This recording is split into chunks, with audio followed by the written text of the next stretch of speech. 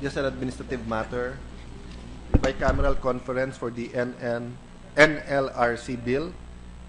Senate Bill 2837 in substitution of Senate Bill 2248, taking into consideration House Bill 5306, an act strengthening the operations of the National Labor Relations Commission, amending for these purposes Article 219 and 221 of PD number 442 as amended, otherwise known as the Labor Code of the Philippines.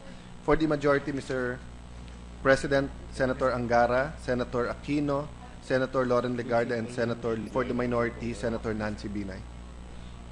So constituted.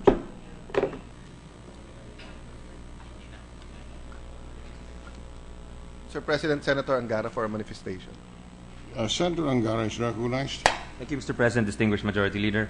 We'd just like to manifest for the record that we are designating Senator Sergio Osmeña III as chair of the Ways and Means Subcommittee to hear Senate Bill 2749, which is entitled An Act Amending Section 109A and F of the National Internal Revenue Code as amended by RA 9337 and for other purposes, or the VAT exemption on raw sugar or raw cane sugar.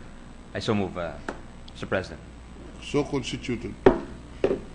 Mr. President, I move that we transfer Senate Bill number 2955 under Committee Report number 255 from the calendar for ordinary business to the calendar for special orders. Any objection? Hearing none, so transferred. With the consent of the Senate, I move that we consider Senate Bill number 2955 under Committee Report number 255. The same is in order. With the consent of the body, I move that the Secretary read only the title of the said measure. Secretary will read the title of the measure. An act governing the operations and administration of the Overseas Workers Welfare Administration. Mr. President, I move that we recognize Senator Angara to sponsor the said measure. Senator Angara is recognized to sponsor the measure. Thank you, Mr. President, distinguished Majority Leader, distinguished colleagues. It's an honor to sponsor this bill, the Overseas Workers Welfare Administration or OWA Act. Para po sa ating mga overseas Filipino workers or OFWs, ito pong panukala natin, Mr. President, tungkol ito sa OWA na may mandatong protektahan ang kapakanan ng ating OFWs. Sa ilalim po nito, nais po natin paigtingin ang tiwala ng mga OFW para sa nasabing ahensya. Mahalaga po ang batas para maging ganap ang tiwala sa lipunan. Nararapat lang na ang OWA ay ganap na mapagkakatiwalaan ng mga OFW maging ng buong bansa. Kaya sa pamamagitan ng panukalang ito, nais namin klaruhin ang mga bagay-bagay na hindi malinaw tungkol sa OWA. Unang-una po, hindi po malinaw sa kasalukuyang batas kung ang OWA nga ba ay isang GOCC or Government-Owned and Controlled Corporation or isang National Government Agency. Importante pong klaruhin ito dahil may kinalaman ito kung papaano patatakbuhin ang ahensya. Mula noong taong 1980, umaasa lang ang ahensya para sa kanilang budget sa tinatawag na OWA Fund, mga contribution po ng mga miyembro na OFWs. Ang OWA ay hindi nakakatanggap po ng pondo mula sa General Appropriations Act, kaya ang opinion po ng COA or Commission on Audit ay ang OWA ay isang GOCC dahil ito po ay tumatakbo gamit ang sarili niyang koleksyon. Subalit hindi lang po pangongolekta ng kontribusyon ang gawain ng OWA. Mandato po ng OWA na tiyakin ang kaligtasan at kapakanan ng mga OFWs. Kaya ang sabi naman ng DBM or Department of Budget and Management at ng Governance Commission on GOCC or GCG, ang OWA ay isang NGA or National Government Agency at nararapat na pinopondahan ito ng gobyerno taon-taon. Pangalawang issue po, ang OWA nga ba ay isang insurance scheme, protection agency, loan bank, or social security.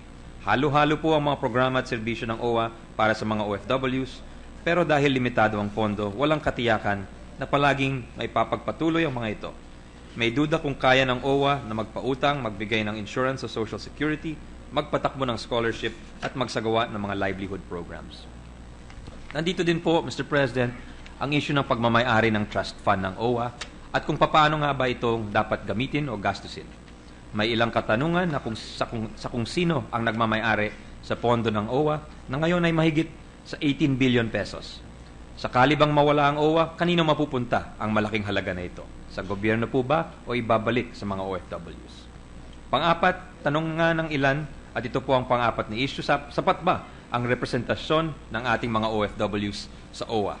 Sa kasalukuyan, karamihan ng mga miyembro ng Board of Trustees ay mula sa gobyerno, 17% lamang sa mga posisyon sa Board of Trustees ay nakalaan para sa sektor ng mga migrant workers.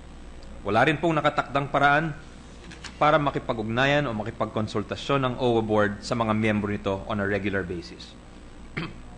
Iilan lamang po ito sa mga issue, Mr. President, at ito'y bunga ng ilang hindi malinaw na parte ng ating batas. Kaya po natin inihaharap ang panukalang ito ay para maging klaro, punan kung saan may pagkukulang. Unang-una po, idinideklara na ang OWA ay isang chartered institution sa ilalim ng Department of Labor and Employment or DOLE. Isa na po itong magiging tuwirang National Government Agency or NGA. Ibig sabihin, lahat po ng mga empleyado ng OWA ay sakop po ng Salary Standardization Law. Dagdag din ito, dito kukunin na po ang budget para sa personal services at MOE ng ahensya mula sa national budget at hindi na mula sa OWA Fund. Pangalawa po, malinaw na pong nakasaad na ang OWA Fund ay eksklusibo na para sa mga miyembrong OFWs. Hindi na po natin pahihintulutan na gamitin ang OWA Fund para sa mga bagay-bagay na hindi para sa kaligtasan at kapakanan ng ating mga OFW. Kalakip po nito ang pagpapaigting ng transparency at accountability sa paggugol at paggastos ng OWA Fund. Pangatlo po, idinidiin na ang OFW reintegration ay isa sa mga pangunahing programa ng OWA.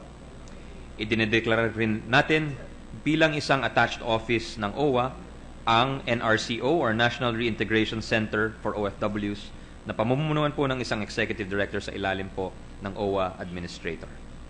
Ang hangarin po natin ay lalo pong mabibigyan ng pagkakataon ng mga OFWs na magkaroon ng sariling pagkakakitaan dito sa Pilipinas upang hindi na sila kailangang umalis. Pang-apat po, kapag pinayagan ng OWA Board, ilan sa mga serbisyo at programa ng OWA ay makakaabot na kahit sa mga OFWs na hindi miyembro ng OWA, kahit sila ay mga undocumented OFWs. Panlima po, babaguhin rin po natin ang komposisyon ng OWA Board of Trustees para po magkaroon ng tunay na boses ang sektor ng OFW. Sa panukala po, 6 ay mula po sa gobyerno, 6 din po ang miyembro na magmumula sa sektor ng mga OFWs, whether land-based or sea-based, at mula sa kababaihan, at 2 naman po ay magmumula sa recruitment agencies. Kapag naisabatas po ang panukalang ito, magkakaroon po tayo ng isang bagong OWA na malinaw ang mandato at tunay na mapagkakatiwalaan ng mga OFWs maging ng buong bansa. Tinatawag po nating mga bagong bayani ang ating mga OFWs. Nararapat lang po na sila ay pagkalooban ng sapat na suporta at pag-aaruga mula sa Estado na kanilang natutulungan sa pamamagitan ng kanilang mga padalang tulong sa kanilang mga pamilya at mahal sa buhay. Ang paglilinaw ng mandato ng OWA at ang pagpapaigting sa kakayahan nito na tuparin ang mandatong ito ay isang simpleng pasasalamat lamang sa mga sakripisyo ng ating mga overseas Filipino workers. Salamat, Ginoong Presidente, salamat, Mr. Majority Leader, at sa ating mga kasama. Thank you very much, Mr. President. Thank you, Senator Angara. Mr. President, I move that we suspend consideration of Senate Bill number 2955 under Committee Report number 255. So suspended. Mr. President, I move that we adjourn the session until 3 o'clock in the afternoon, Wednesday, September 23, 2015. Session is adjourned until 3 p.m. of Wednesday, September 23, 2015.